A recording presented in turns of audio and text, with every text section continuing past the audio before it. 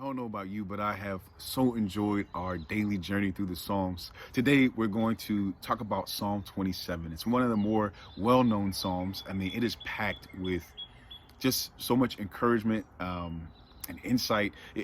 You could take any verse from this Psalm and share devotion from it.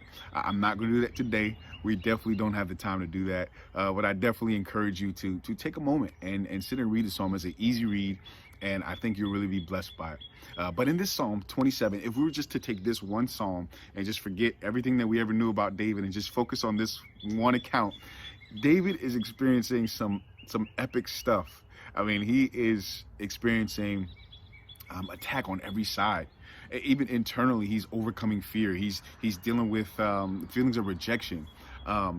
Even modern day Christians, as we look at this, I mean, it's so extreme that we can kind of take a step back. And I've never experienced an army coming after me. I've never had my enemies come upon me to eat up my flesh and stumble and fall. I've never experienced that. But conflict is a part of the normal Christian life. Battles and conflicts, external as well as even internal. I mean, we could experience things that stir up feelings of fear, of doubt, of worry, of guilt even. It's a common experience, but ironically, in those times, it feels the most not normal. It feels like, such a uniquely difficult experience.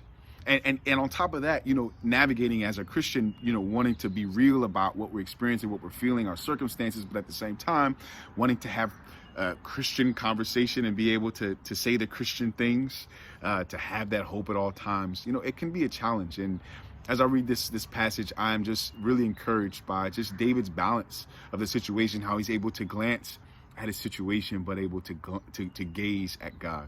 I want to read a particular verse that I'm really encouraged by. It's verse 4. So Psalm 27, verse 4, it says this: "One thing have I asked of the Lord, that will I seek after, that I may dwell in the house of the Lord all the days of my life, to gaze upon the beauty of the Lord and to inquire in his temple."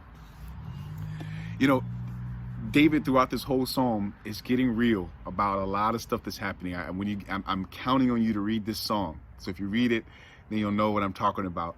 But he lists some things that are happening to him, and he's very real about them. But then ultimately, it comes down to this one desire, this one thing that he's seeking after. And it's a reminder for us, because it says right here, and to gaze upon the beauty of the Lord. Throughout this whole chapter, he's just glancing at his circumstances. Yes, they're happening. Yes, they're real. Yes, they're painful. But this is the promise of the Lord. This is the character of God. And so through the scripture, I can kind of narrow them down to three things. Number one, be near to God. To number two, to see and appreciate and be satisfied by the glory of God. And three, to pursue the wisdom and the guidance of God. We're going to experience the desperate times. We're going to experience difficult times. But in those times, it's our responsibility and it's in our best interest to glance at our circumstance, but to gaze at God. So I pray that this has been an encouragement to you. I pray that you remember to do that and you actually do it. Just practice glancing at your problems, but gazing at God.